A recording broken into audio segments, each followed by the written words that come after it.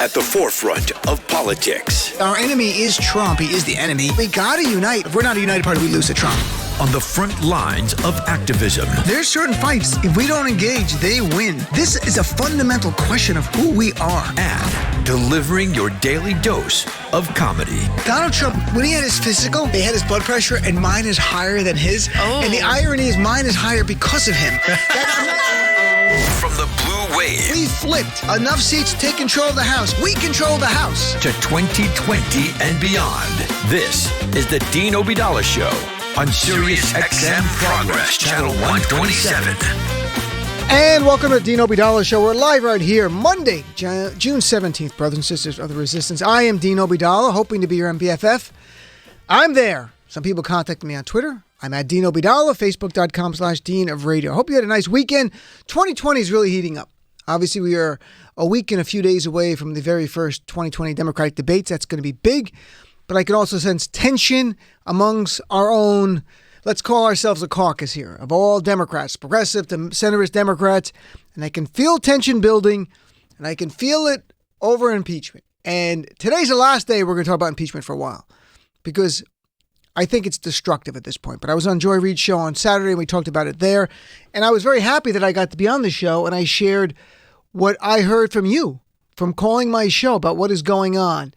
And I said, I think there's a rebellion underneath the surface that is building that some of the Democratic House leadership do not get. And that they're going to see certain Democrats might even, depending where we are in a year from now, primaried in their home states, Democrats.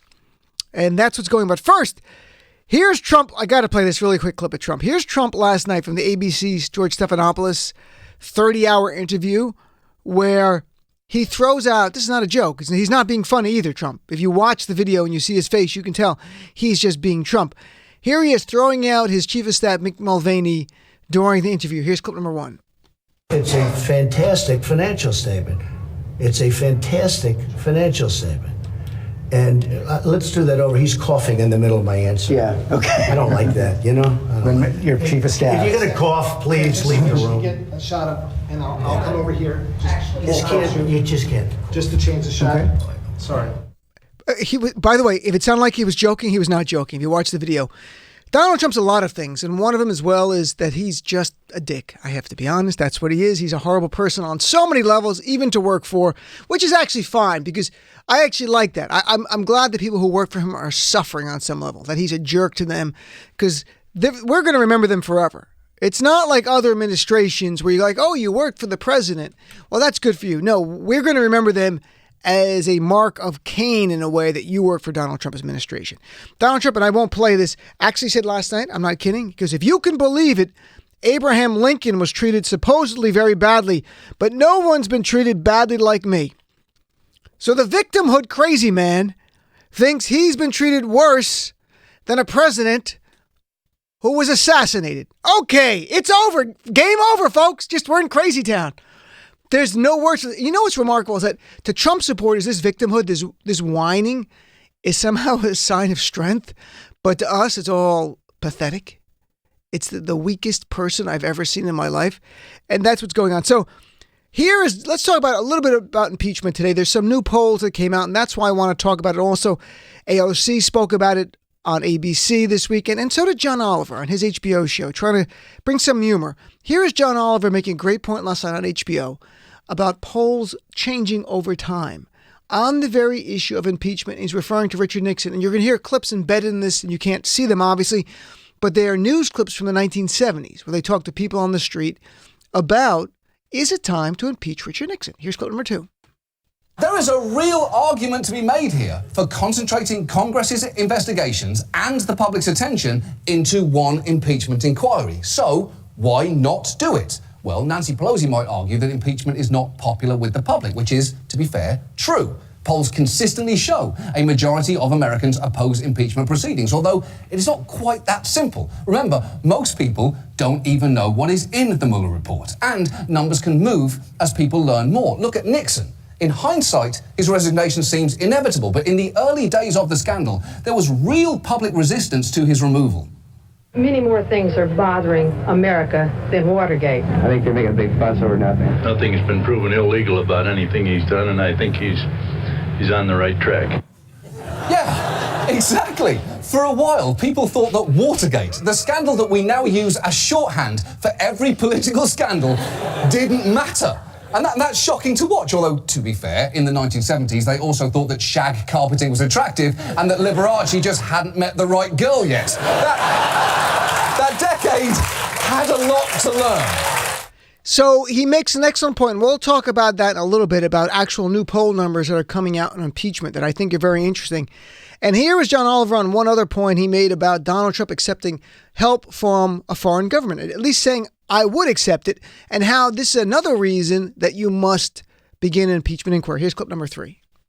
Laws are a matter of opinion, and you can trust your Uncle Don on this one. But of course that is not true, which is why the head of the Federal Election Commission put out a statement reminding all of us that it is illegal to accept anything of value from a foreign country in connection with the US election. And when foreign governments seek to influence American politics, it is always to advance their own interests, not America's. She tweeted that statement out with a note reading, "I would not have thought that I needed to say this." Kind of sums up where we are in the Trump presidency. Absolutely. And then AOC was on ABC with John Carl filling in for George Stephanopoulos and talked about impeachment inquiry and why she thinks it's time for an impeachment inquiry. This is the first part. The second part's a little bit more interesting and stunning, and it touches on what I said on Joy Reid's show based on what I'm hearing from you. Let's hear clip number 6, please. Pelosi, though, Speaker Pelosi has really held her line on this. How is that flying with progressives? Well, I think for me, this question should not be about polls. It should not be about elections. Sure. I think that impeachment is incredibly serious, and this is about the presence and evidence that the president may have committed a crime, in this case more than one. And so I believe that our decision on impeachment should be based in our constitutional responsibilities and duties and not in elections or polling. That being said, with the increase in polls, I think the American people are now recognizing in a much broader scale the depth and the severity of the misconduct coming out of the White House, and a demand to protect our institutions and protect the rule of law in the United States, and at least opening an inquiry into possible misconduct. And again, that's all this is it's the call to open an impeachment inquiry, which we've talked about, and everyone knows what that is, as opposed to actually impeachment. Impeachment inquiry is what the Judiciary Committee actually does. They have a vote. They say this is an impeachment inquiry. And then during the next few months, in the case of Bill Clinton's impeachment inquiry, after the Kenneth Starr report, that was 2 months. In the case of Donald Trump, it is a much, much more complex scenario. We're talking maybe 6-8 months of an impeachment inquiry. At the end of that, the House Judiciary Committee will make a decision if there's evidence to draft articles of impeachment. It's that simple. There might not be. And as a reminder, again, there's been 60 times the House has initiated impeachment proceedings. And that's obviously not just against presidents, against members of cabinet in the past, federal judges. Out of that 60 times, only about 20 have they drafted articles of impeachment. So this is not a charade. When I say begin the impeachment inquiry, doesn't mean we're actually going to get to an impeachment vote. We may never. But begin the impeachment inquiry to inform our fellow Americans what's going on. And here is AOC on something she is sharing from the House Democratic Caucus of what's going on. Because we know what the base is thinking because we're here. We talk about it. We share this nightly. And I shared it with Joy Reid on Saturday about what I'm hearing from people. But here's AOC on what's going on in the House Democratic Caucus. And the split is developing there. And listen to the words AOC uses when talking about Nancy Pelosi, who she likes a lot. She's been working with her very, very well. Here's clip number 7. So how real is that progressive frustration that Speaker Pelosi has said, at least so far, and she seems to be really holding a line that she's not ready to do that? I think it's quite real. I believe that there is a very real animus and desire to make sure that we are that we are holding this president to account. So she used the word animus, which is interesting because I'm fearing there's a split within our party, not at the congressional level. In the caucus, they can do that. I'm much more concerned about our base being split here, and that this issue is becoming divisive and a distraction from talking about other issues that we should be focusing on. And that was something I commented on Joy's show, that there's a sense of this rebellion and anger, and ultimately I don't think it's healthy for our party because I don't think it should be happening. I don't think when you have polls showing 76% of Democrats in a CNN poll 2 weeks ago want to support an impeachment inquiry, that the leadership should be saying, no, we know better. I just don't buy that. I never bought that, but I don't buy that any longer. And I don't think anyone else should. Now, here's something else. A Fox News poll yesterday. Fox News, folks. Question of impeachment. Guess what percentage of Americans in a Fox News poll, which is a reputable polling done by real methodology, but I think it slightly skews Republican, just a teeny bit. They asked Americans how many support impeaching Donald Trump. It's up to 43%. And that's impeachment and removal, 43%. When you add the question of impeachment, not removal, it's up to 50% of Americans. Right now, 50% of Americans, according to Fox News, want impeachment of Donald Trump. 7% don't want him removed. They just want the impeachment, which is essentially, in their view, a censure, I guess, calling out Trump for what he has done and putting on display for America. 43% say they want him out. 48% say they don't want him out.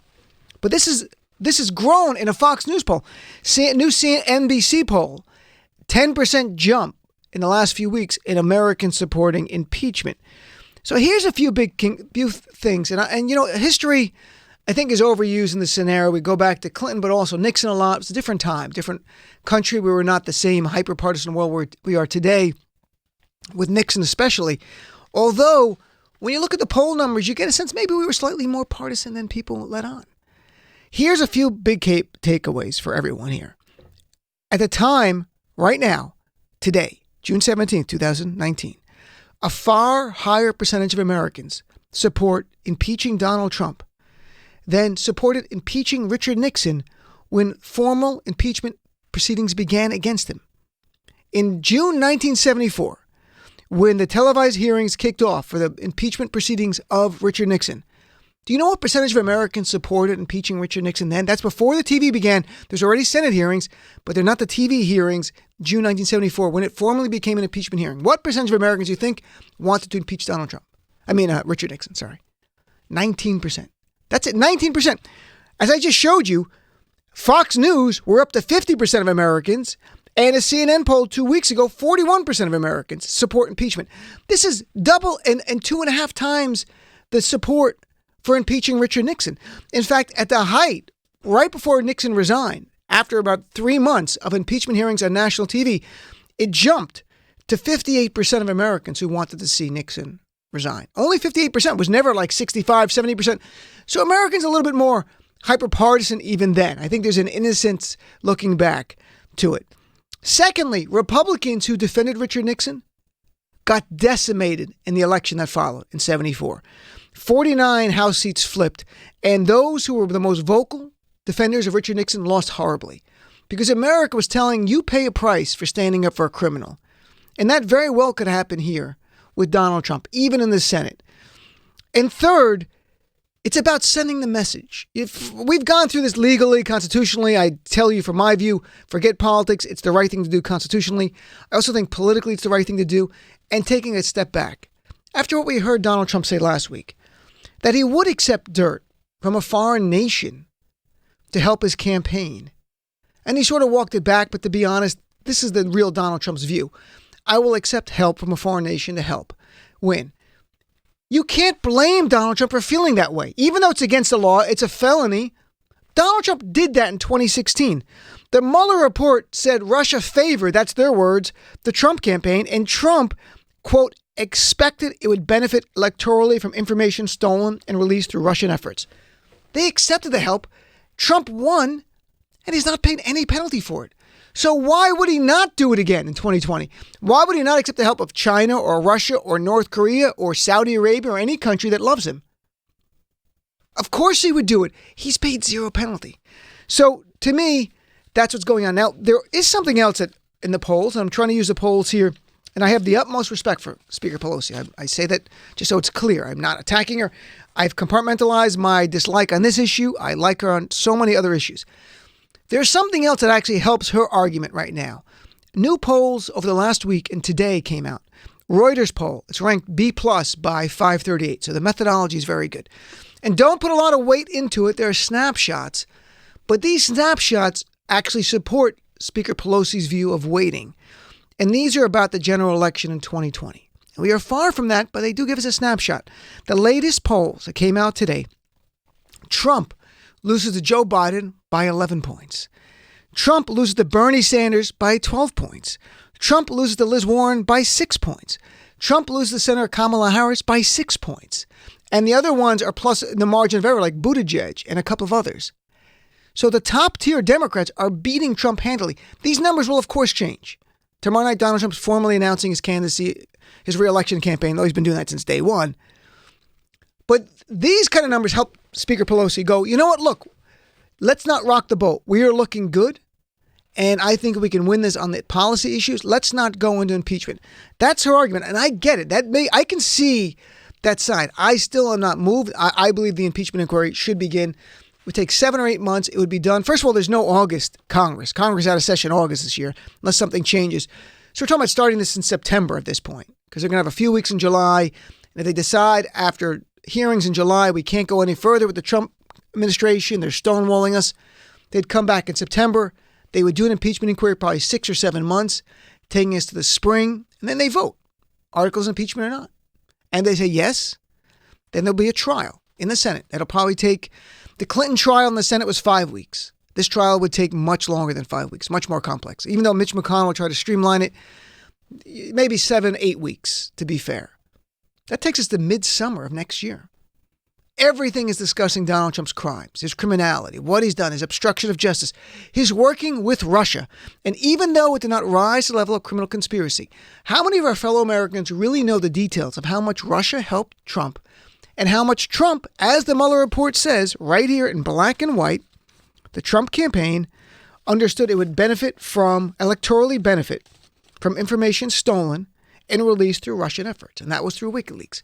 How many of our fellow Americans know that in October 2016, that when Donald Trump was touting WikiLeaks, we already were informed by the Department of Homeland Security, October 2016, that all that information WikiLeaks had was stolen by the Russian government or the Russian hackers and given to them. Yet Trump used it for another month. Perhaps for some Americans on the fence in the middle, they'd go, well, that might not be a crime, but that's outrageous. You've got the guy running for president using help from Russia. And again, Russia picked Trump. Russia, according to Mueller's report, it's not even my opinion, perceived it would be benefited by a Trump presidency. That wasn't to help the United States of America. That was to help Russia. That's why they were involved. So this is where we are. So look, let's make this the last day for a while. We're going to discuss this issue but I am concerned that we're seeing a break in our party. The Democratic Party's had numerous splits over the years, over wars, essentially a lot. The Iraq War, even the Vietnam War before that. And I'm fearful what we're seeing because my comments on Joy's show, some people like, but even some who support me and like the show and are on Twitter were upset with me saying that there are Democrat rebellion underneath the surface and some Democrats are going to get primaried. And I think even Speaker Pelosi might get primaried. And I was sharing in essence what I'm hearing here. And I can sense the more emotional commitment in the fighting between our two sides within our own party. So the divisiveness within our own party is inexcusable. It should not be happening caused by our leadership when 76% of our base supports one thing. That's, to me, probably the most upsetting of all this thing. So what do you think? Where do we go? And I'd love to hear from you on this. Even if I heard you before, has your view changed? I'm really curious. Has anybody's views changed one way or the other in the last month and a half? Have we discussed this more? Have you been like, I was on the fence before, now I want impeachment inquiry, or I was on board with impeachment. Then I hear Speaker Pelosi, and I think I'm going to rely on her. She's doing the right thing. That's fine. I'm not here to fight you on this stuff. My view is very clear. Impeachment inquiry today. In fact, 6 weeks ago. But I want to hear from you. I'm not here to debate you on it. I just want to have your views and have you share it with our fellow family here of listeners. 866-997-4748. Love to hear from you. Be right back. The Dean Obeidallah Show. My slogan for Trump in 2020, Trump for prison 2020.